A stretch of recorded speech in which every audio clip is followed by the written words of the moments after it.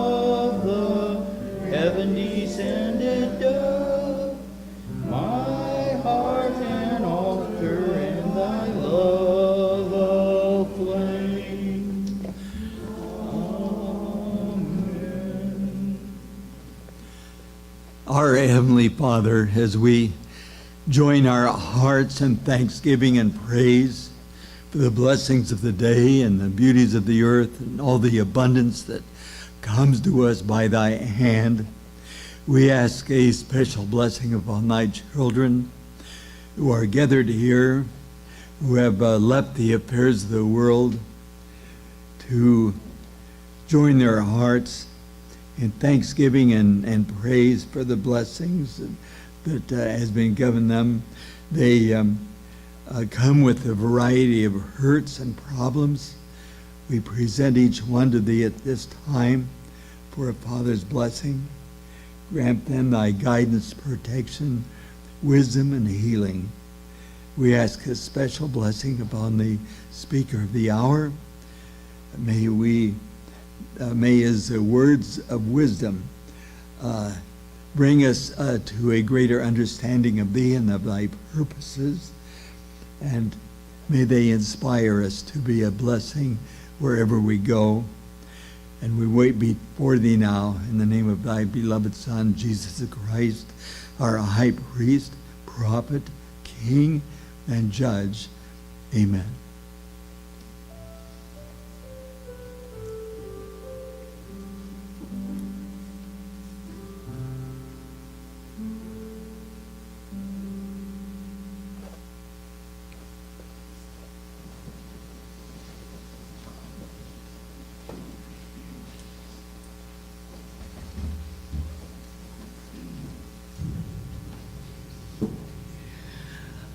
I know we're all anxious to hear from our brother Brian Burk, but before that, we once again turn our thoughts to that passage in James, that if there are any sick among you, let them call the elders to be anointed.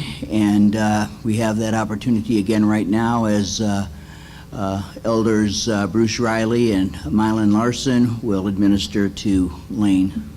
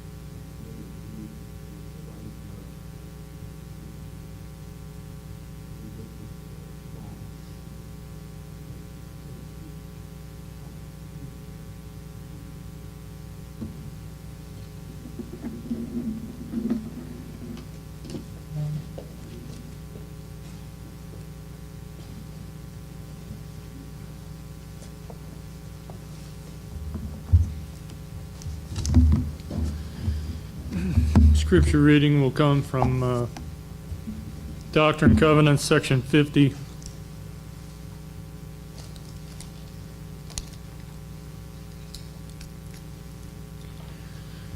8E through G.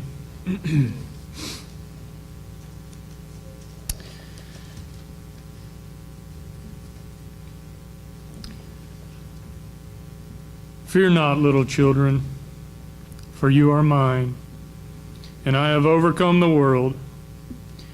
And you are of them that my Father hath given me, and none of them that my Father hath given me shall be lost. And the Father and I are one, and I am in the Father, and the Father in me. And inasmuch as ye have received me, ye are in me, and I in you. Wherefore I am in your midst, and I am the good shepherd, and the stone of Israel. He that buildeth upon this rock shall never fail. And the day cometh that you shall hear my voice, and see me, and know that I am. Watch, therefore, that ye may be ready. Even so, amen.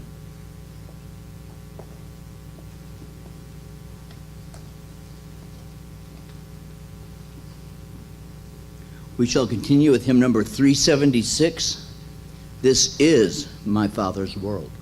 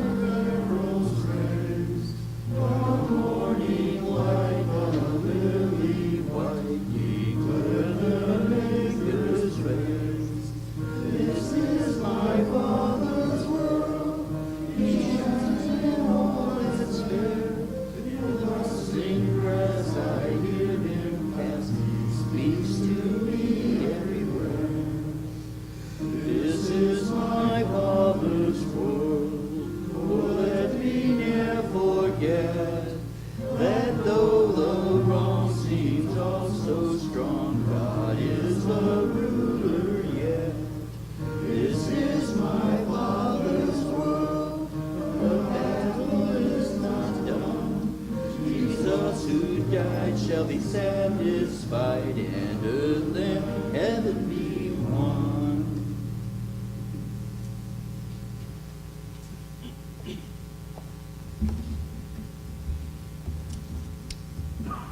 Good morning.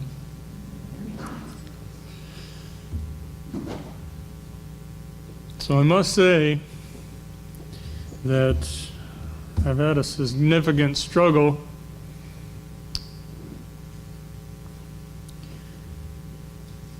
trying to understand what the word of the Lord would be for you guys this day.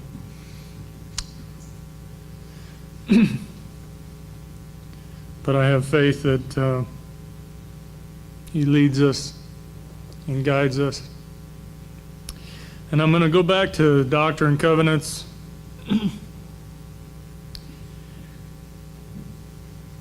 And the modern day revelation that is given in Doctrine and Covenants is such a wonderful blessing to us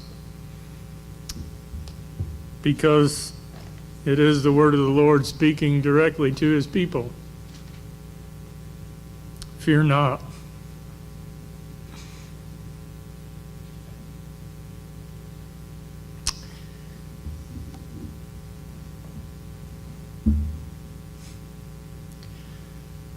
You know, you look around and you see how many things are going wrong. the evils and the atrocities that are committed, the storms, and all these things. And these things weren't any different back in 1830 that they are today. Has the word of the Lord changed? No. Fear not, for I have overcome the world. And you are of them that are mine. The Father hath given me, and none of them that my Father hath given me shall be lost.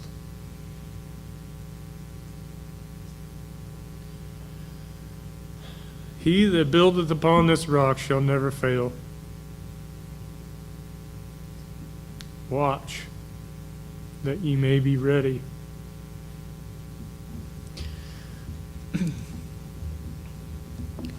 You know,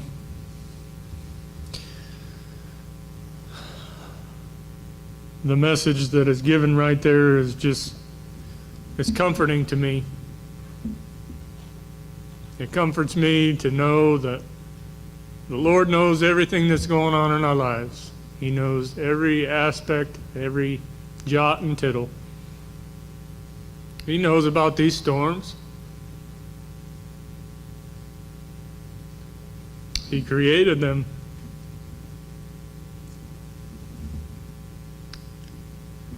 And you know, some people don't ever look at the things that the Lord does as bad or good, or, oh, I've heard people say that, oh, the Lord would never do anything bad, or Jesus never said anything bad, or he never said anything bad, but he called it out for what it was. And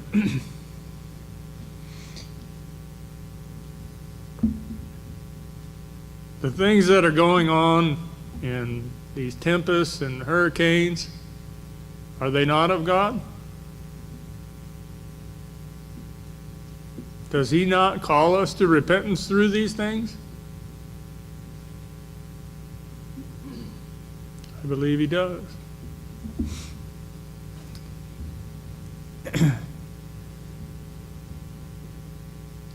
In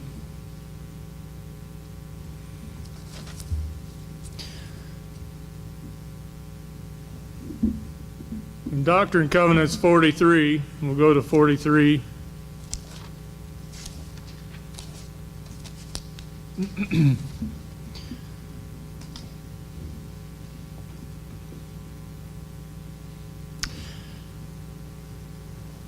(5A through 8C). It's a little long.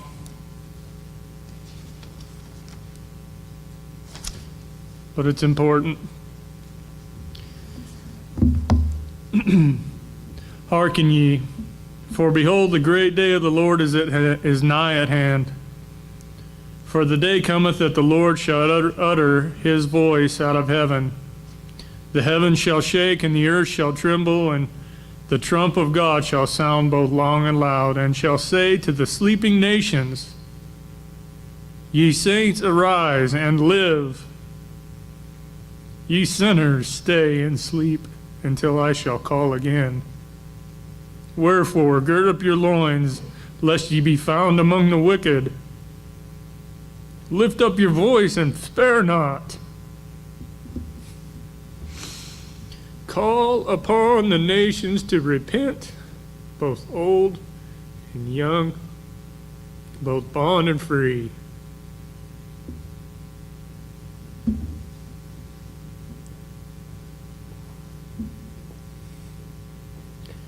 What is the most important thing about repentance?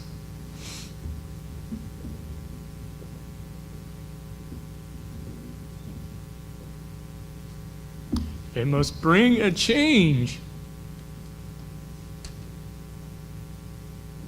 We are carnal, sensual, and devilish. And if we don't repent and change and make a change,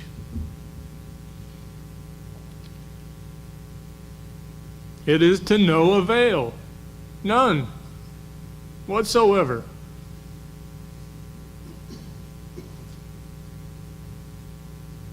And to repent is to forsake those things that God has called us not to do. And I am as guilty as everyone here. That I have things that I need to leave behind me.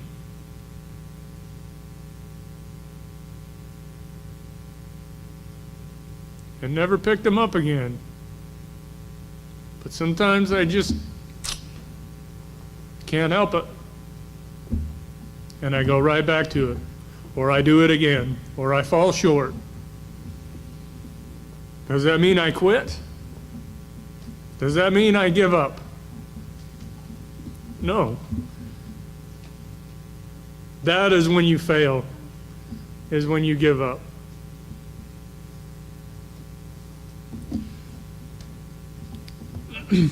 Prepare yourselves for the great day of the Lord, for if I, who am a man, do lift up my voice and call upon you to repent, and ye hate me, what will you say when the day cometh,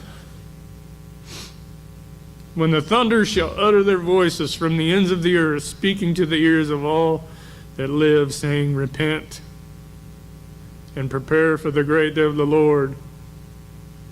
Yea, and again, when the lightning shall streak forth from the east to the west, and shall utter forth their voices unto all that live, and make the ears of all tingle that hear, saying these words, repent ye, for the great day of the Lord is come. It's no longer a hand, it has come. And again the Lord shall utter his voice out of heaven, saying, hearken, O ye nations of the earth, and hear the words of that God who made you. O ye nations of the earth, how often would I have gathered you?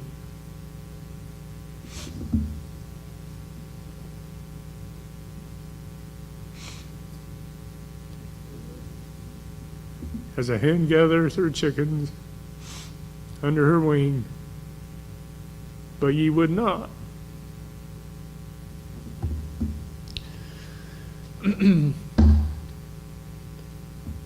How often have I called upon you by the mouth of my servants, and by the ministering of angels, and by my own voice, and by the voice of thunderings, and by the voice of lightnings, and by the voice of tempests, and by the voice of earthquakes, and great storms, and by the voice of famine, pestilence of every kind, and by the sound of a trump, and by the voice of judgment, and by the voice of mercy all the day long, and by the voice of glory and honor, and the riches of eternal life, and would have saved you with an everlasting salvation. But ye would not.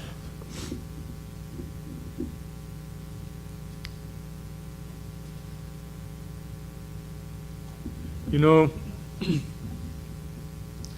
the Lord has done and will do everything in his power to gather his people.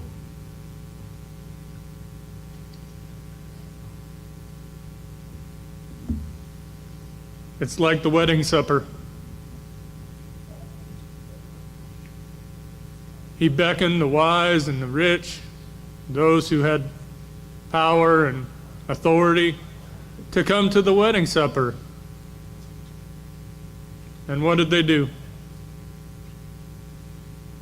Oh, I've got some land I got to take care of over here, or I got to do this over there.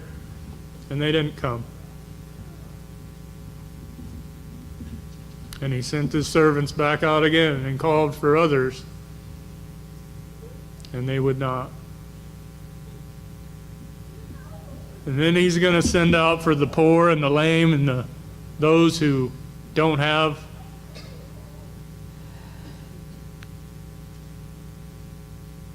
And they're going to be beckoned to the wedding supper and gathered in. These hurricanes and earthquakes and fires and tempests and things all around our nation are a warning voice from the Lord to gather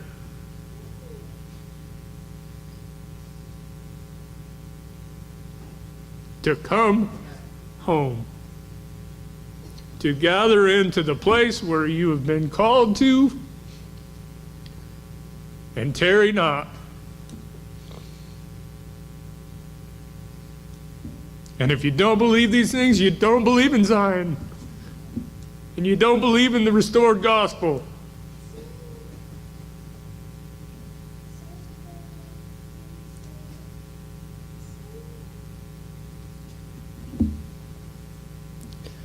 The day has come.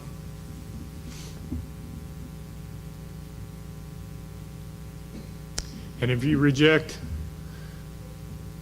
the lightnings and the tempest and everything else, then you reject it all. And you would not. And you must suffer the consequences. You know,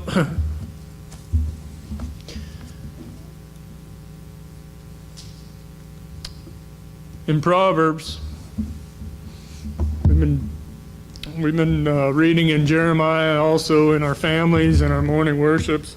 I'll start there first. And there was a few things that I thought amazing. And this is in Jeremiah, we'll be in 17, 18.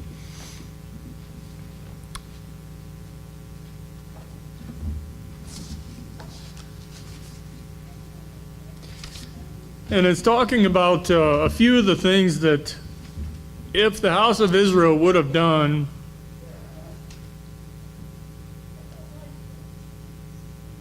would have spared the city. One of them, or the main one,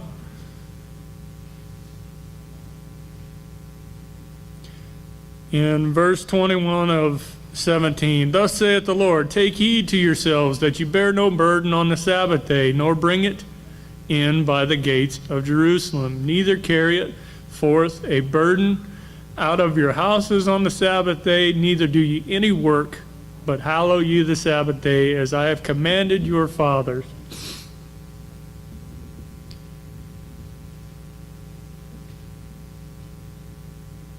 But they obeyed not.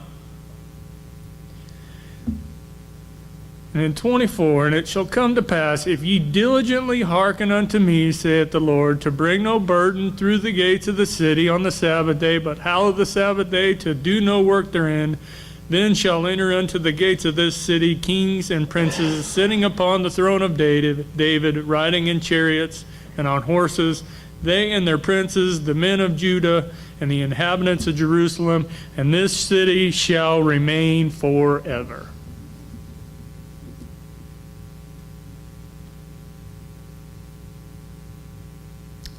All they had to do was keep the Sabbath holy,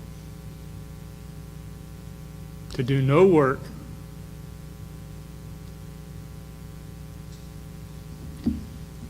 And I'm not going to mince words about, oh, if my ox is in the ditch or whatever. Yeah. The Lord knows our heart, and that's a wonderful thing. But the Lord knows our heart. And that's sometimes a terrible thing.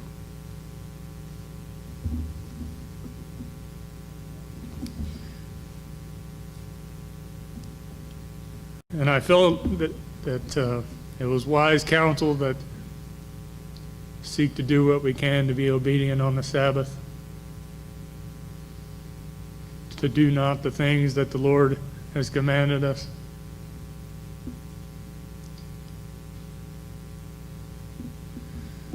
There's reasons he told us these things. And in 18, and if that nation against whom I have pronounced turn from their evil, I will withhold the evil that I thought to do unto them. Excuse me.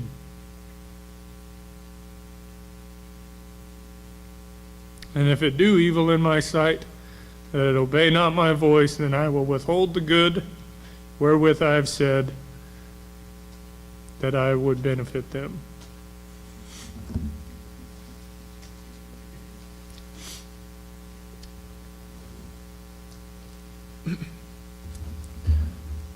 So what's more important to you on the Sabbath day? I know for many years I did what I wanted to. I went fishing, I went hunting, mainly fishing and hunting.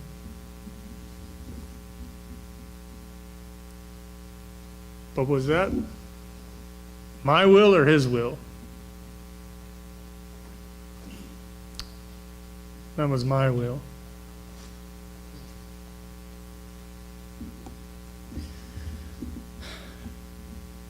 And I know, and it took me a long time, I know I wouldn't be standing here today until I forsook those things.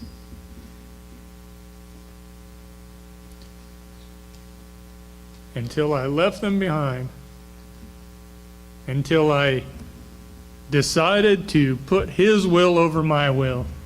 To choose his directions instead of my direction. Because I failed. Continually. In my family. My job. Yeah, I stayed on an even keel, but I never excelled. My family suffered.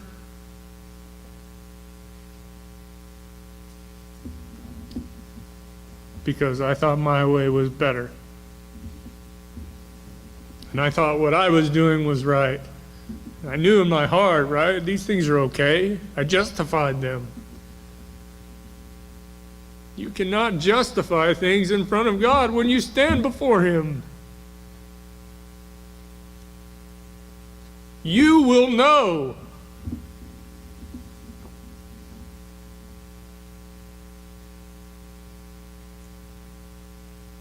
And He will know.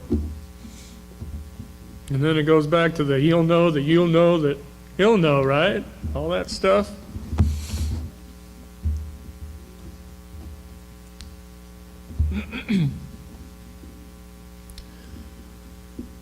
The heart is deceitful above all things and is desperately wicked, and who can know it?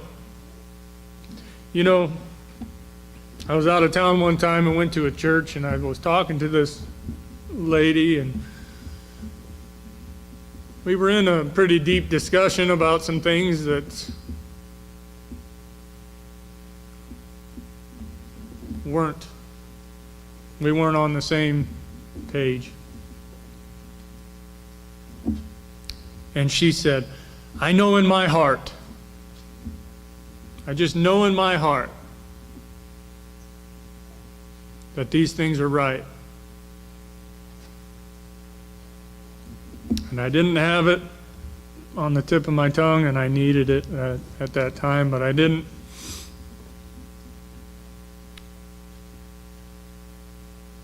In Proverbs 21:2,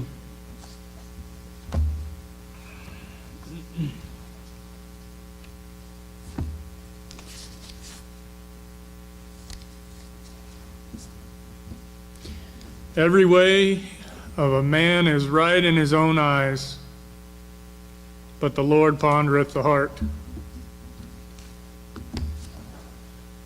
Why does it say that? We all think we're right.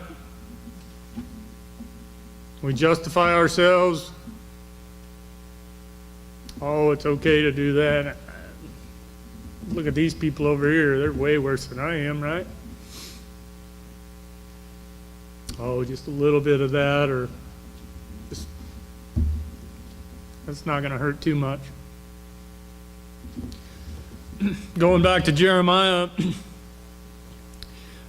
where he talked about the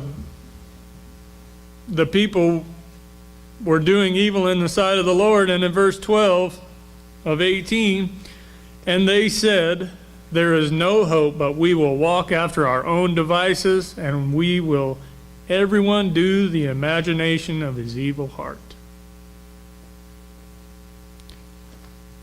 There is no hope. How many times have you heard that from people of the world? I've done too much. I've gone too far. There is no hope for me. That's an excuse. That is their excuse for being able to continue down the path that they're on because that's what they want to do. You want to know why? Go all the way back to Genesis, chapter 5. Chapter 4:13. And Satan came among them, saying, I also am the Son of God. And he commanded them, saying, Believe it not. And they believed it not, and they loved Satan more than they loved God. That's why.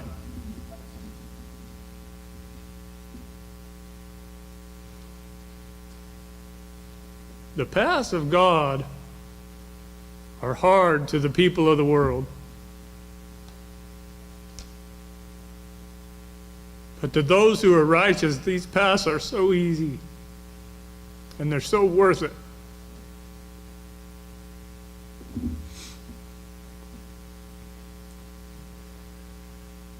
We must make sure that we don't let our hearts deceive ourselves, because they will.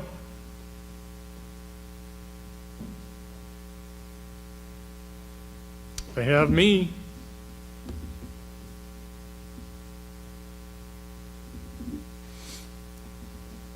What do we put first?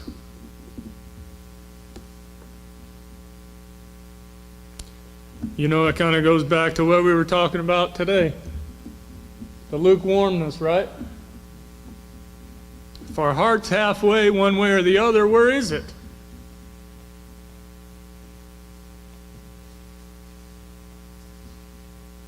Goes back to, I'll just throw it out there. It's an analogy.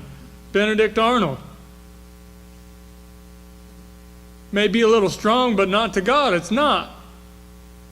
If your heart's on one side and heart's on the other, you are a traitor. And you're serving one, and you're trying to serve the other at the same time. It doesn't work. That's why he uses strong words like vomit you out of my mouth.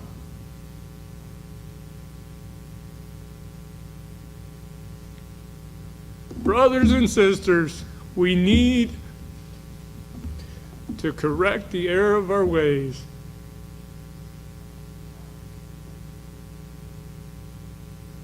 We need to stand strong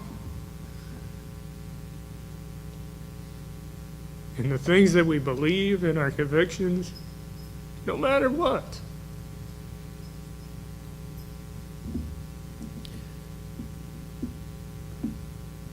And I'm as guilty as every one of you.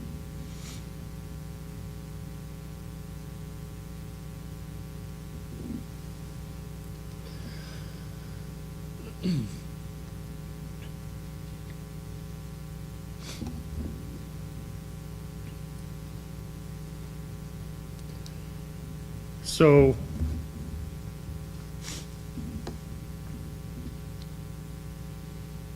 I have something that I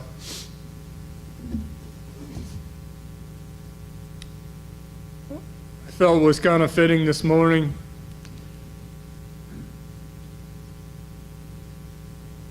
Sorry, Jack, I'm using a little technology, but I didn't have it printed out. But just kind of a backdrop for this. A lot of you know that I like a little American history, and I know that this nation is blessed of God, and it is a nation that is blessed only to those who believe in Him, and to those who don't, He gets rid of them. So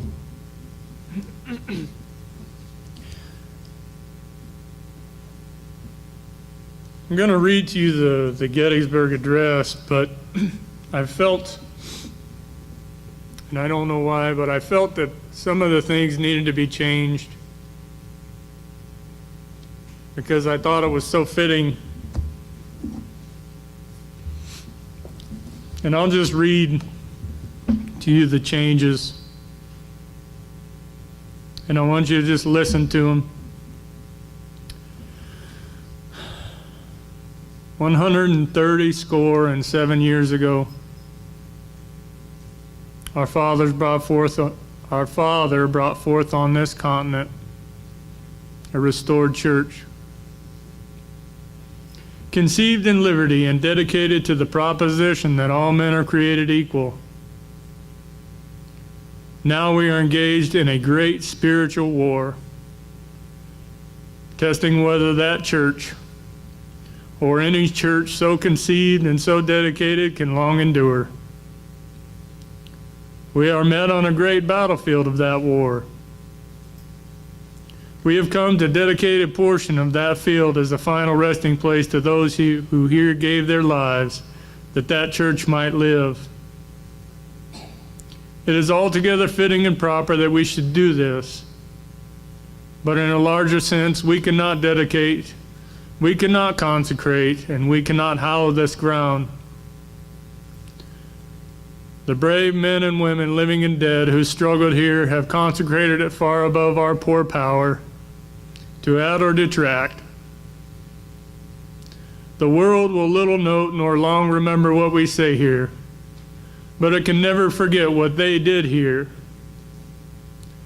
It is for us, the living, rather to be dedicated here to the unfinished work which they who fought here have thus far so nobly advanced.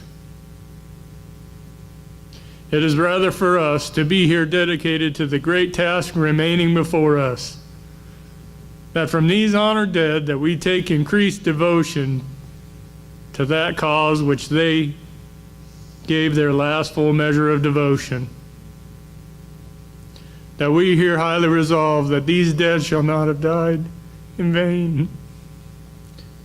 That this church under God shall have a new birth of freedom, and then that church of the people, that church of the Lord, by the Lord, and for the Lord shall not perish from the earth.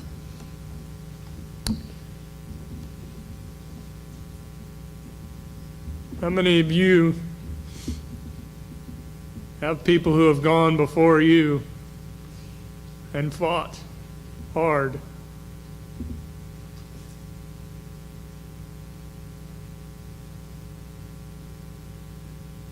That the work of the Lord would go forward. And they fought to the end. And they gave their last full measure of devotion.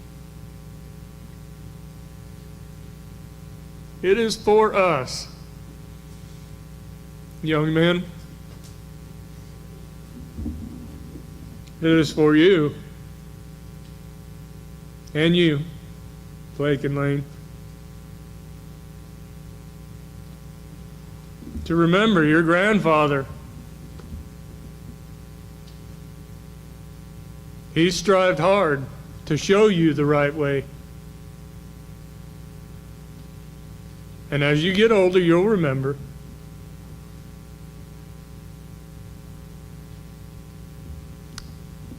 As I remembered my grandfather and the things that he taught me.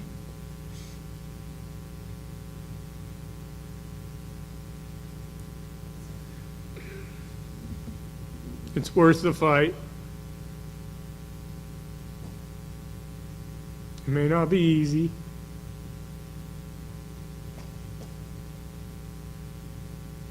But it's worth it.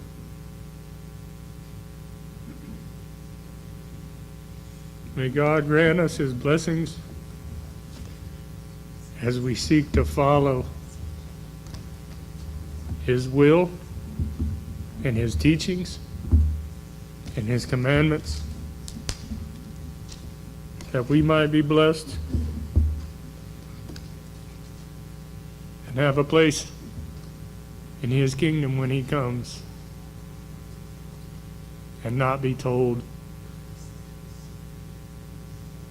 to wait until He calls again.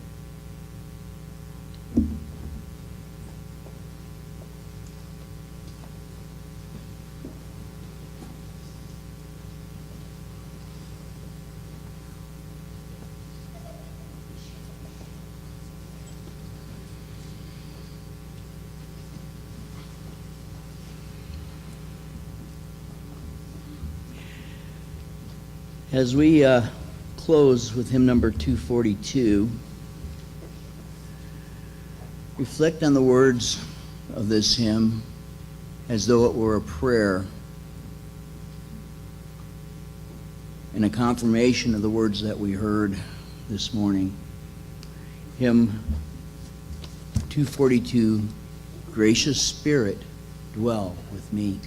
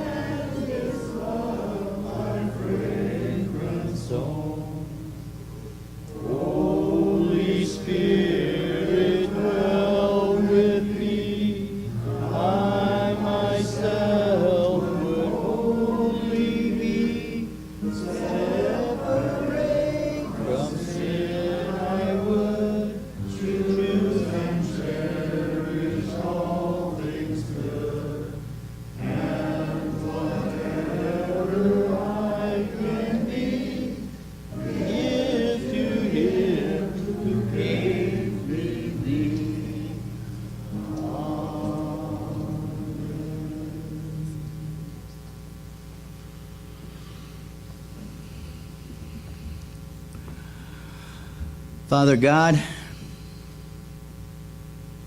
as we come to the close of this time together, I would ask a blessing on each and every one that's present here, that they go forth feeling your spirit and your love, being filled with a hunger and a thirst to walk more closely with Thee. Bless them in their endeavors, in the health and mind, soul and strength, and in all things. Let each one here glorify You in his own way through his own gifts. In this we ask sincerely, humbly, and faithfully in the name of Thy Son, even Jesus the Christ. Amen.